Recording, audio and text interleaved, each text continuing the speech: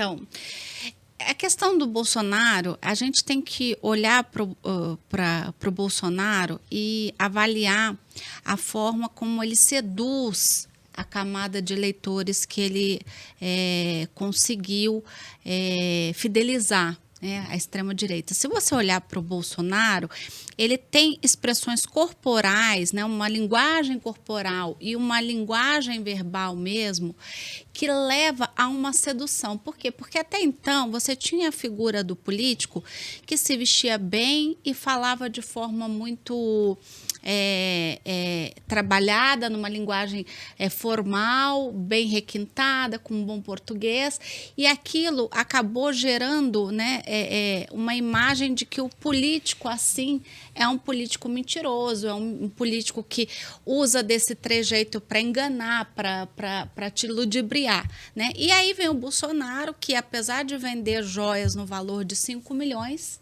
né, consegue, ele vai lá, usa relógio Cássio, caneta Bic, né, se explicou semana passada ou ainda essa semana sobre essas questões das joias, tomando um pingado com pão, né, falou ali de boca aberta, mastiga de boca aberta ali no meio do, né, ali do botequim, né, como a gente chamava no Rio de Janeiro, né? Boteco, né? Boteco, né? No Rio, chamado botequim.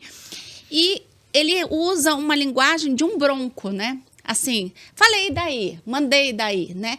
Que dá a sensação para o povo, né? Para algumas pessoas de, esse cara é direto, ele é direto e reto, ele não tem papas na língua e, portanto, ele é sincero, porque é um sujeito que não filtra, não cria uma linguagem rebuscada, trabalhada para me enganar. Ele fala o que ele pensa. Não, então... E a partir do momento que ele fala, mandei daí, ele tá falando assim, ué, mas o que eu fiz de errado? Tipo, ele tá passando a sensação para a população, né, para os eleitores dele de que, não, mas não tinha nada de errado na minha mensagem. Mas ele simplifica tudo. Sim. Se você olhar, ele simplifica tudo para dar a percepção a quem é o interlocutor dele de que está tudo certo, né? Eu vendi as joias, eu ganhei as joias. Qual o problema de eu vender uma joia que eu ganhei? Aonde que está o problema? Então, assim, e aí, aquela coisa imediatista, a pessoa para e fala, ele está certo, qual o problema? Se ele ganhou, o presente é dele.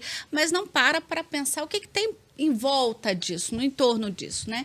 Então, por que eu estou dizendo isso? A mesma coisa eu mandei, qual o problema? Né? Todo mundo manda mensagem no WhatsApp. Tá, só que você era um chefe de Estado, né? Você mandou desinformação, você usou do seu prestígio, né, para mandar desinformação e pediu que isso fosse divulgado ao extremo, para atrapalhar um processo democrático, né, um processo eleitoral.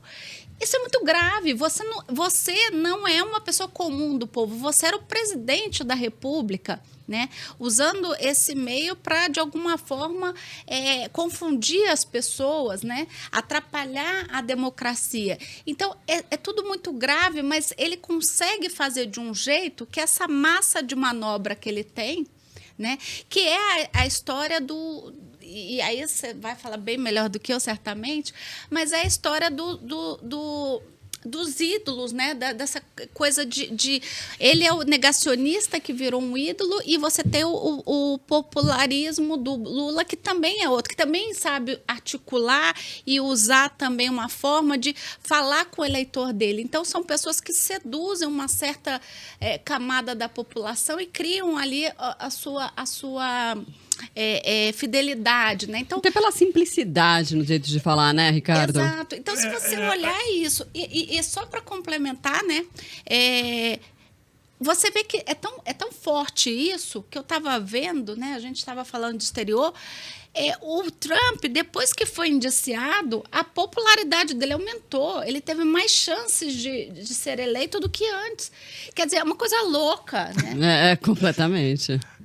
Eu acompanho como jornalista a política brasileira, internacional, dos últimos 50 anos ali. Eu estava lá, né? Se falar direta já, eu estava lá no palanque, né? A queda do fulano, a morte do Tancredo, eu estava lá no hospital. O repórter é assim, ele acompanha o fato de perto. Uhum. E a gente fica sabendo, a gente apura, investiga e tal, isso, aquilo. Bolsonaro é um fenômeno. Não no bom sentido, infelizmente, mas ele é um fenômeno. Ele é um Jânio Quadros, né, que foi um presidente populista, de ações populistas, de atitudes populistas. Ele propositalmente botava o nó da gravata torto, propositalmente ele deixava a caspa no ombro, propositalmente ele tinha um cachorro vira-lata. Por quê? Isso é uma jogada de marketing político. Bolsonaro é um produto do marketing como um sabonete, um refrigerante, um creme dental, um automóvel, uma bicicleta, uma máquina de lavar roupa. Ele é um produto de marketing, isso é claro para mim. Então, o Jânio Quadros... Mas ele genuinamente não é aquilo, então? Não, o Jânio Quadros, por exemplo, era um sujeito instruído, culto, educado, informado, politizado, né?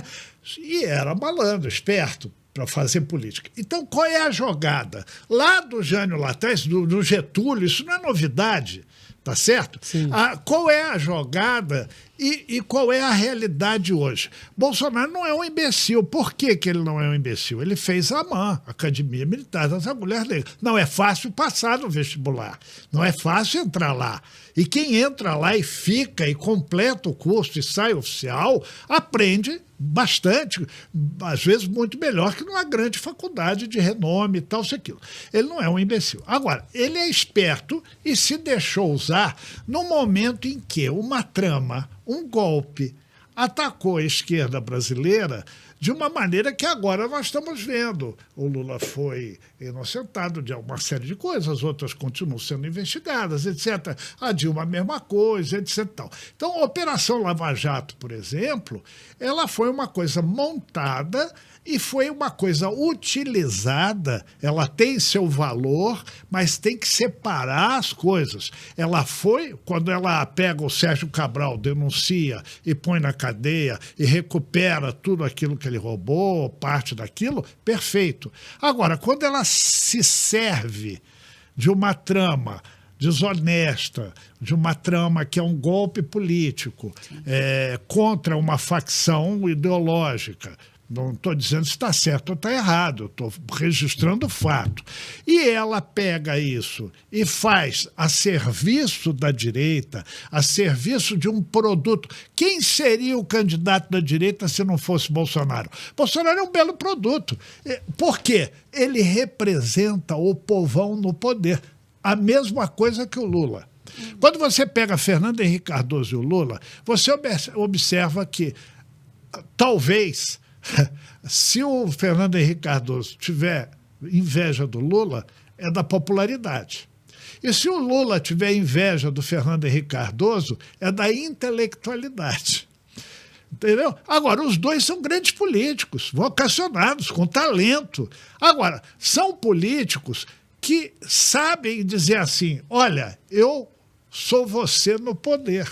Mas deu tempo do partido, enfim, da direita pensar, nossa, vamos apostar nesse cara? Porque foi uma bola... Para eles não tem tempo, querida. Sabe qual é o problema? Não, quando ele foi eleito, estou dizendo. É a oportunidade de momento. Você entende? Eu costumo dizer que em Brasília você tem 3 tipos de políticos. Você tem os makers, os shakers e os milkshakers. Essa é uma realidade. Essa turma que transita aí no Centrão, que está sempre no poder, você vai olhar historicamente, pegar os últimos 50 anos, eles estão no poder com Getúlio, eles estão no poder com quem tiver no poder. Ditadura, eles estão no poder com o Sarney, eles estão no poder com o Collor, com o Itamar, com o Tancredo, com a Dilma, com o Temer, com todo mundo. Sim. Então, esse pessoal, eles querem um bom produto para convencer o povo a botar no poder e, a partir daí, eles mandarem no país.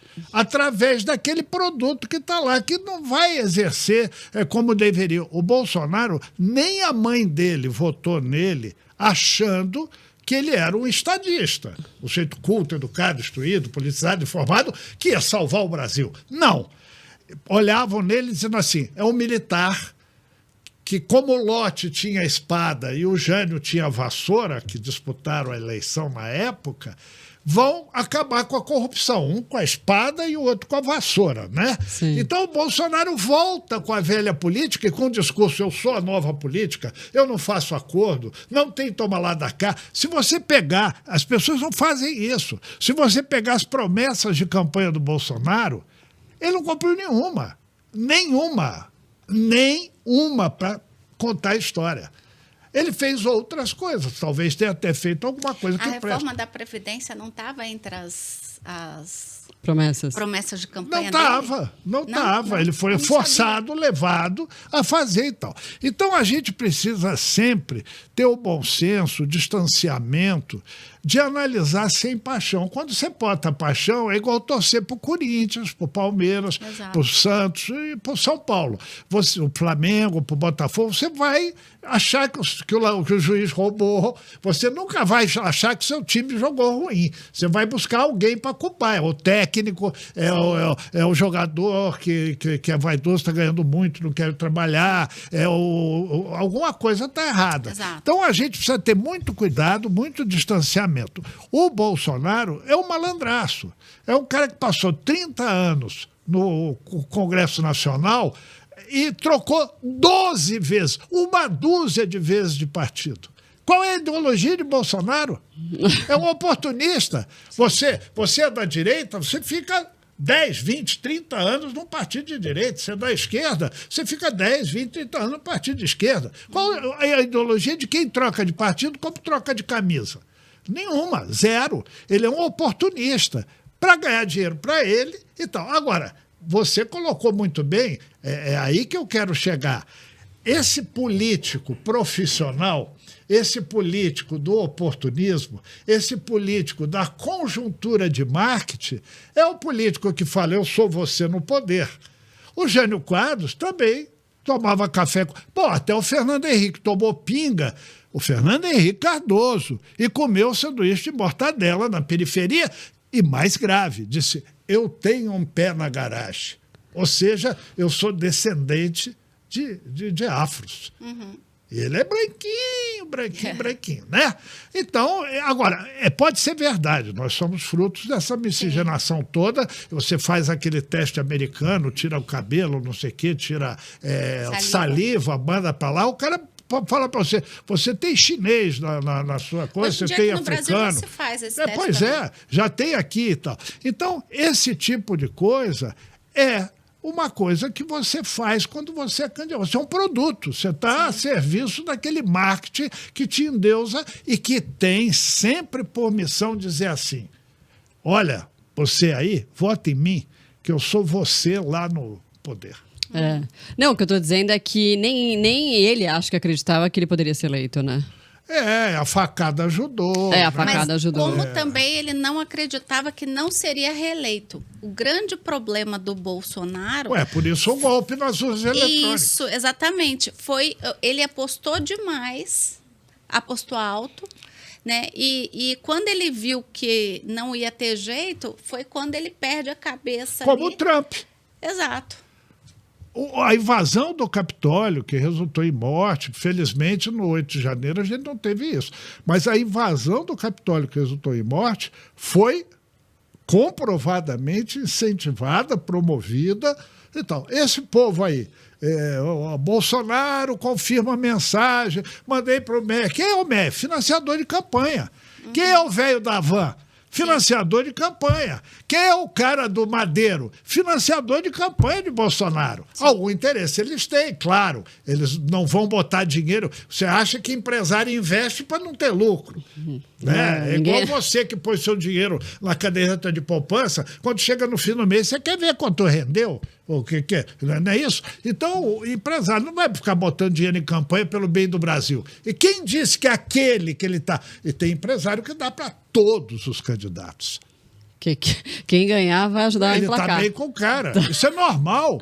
Isso faz parte do processo. Né? Então, eu digo sempre isso. As pessoas têm uma dificuldade para entender democracia. O cara vem para mim e fala assim: que absurdo descobrir que tem um deputado federal que foi eleito pelo tráfico de droga. Aí eu pergunto para o cara assim, escuta, você é tão inocente que você acredita que no Brasil não tem tráfico de droga? Não, eu sei que tem, que é organizado, que tem muita gente envolvida. Eu sei. Então, como as empregadas domésticas, os motoristas de táxi, os operários, os médicos, os engenheiros, os dentistas, os professores, os advogados, elegem um representante, isso chama democracia. Mas é um absurdo, eu também acho. Tem um deputado do tráfico de droga. É um absurdo, claro que é. Mas é representatividade da sociedade. A gente já teve, os jornalistas, nós tivemos o Audálio Dantas, que nos representava e muito bem. Só que era um homem sério, um homem digno, que lutava pelo interesse da sociedade. Né? Que agora no faz Congresso falta. Está difícil. Pois é. Porque o senhor está falando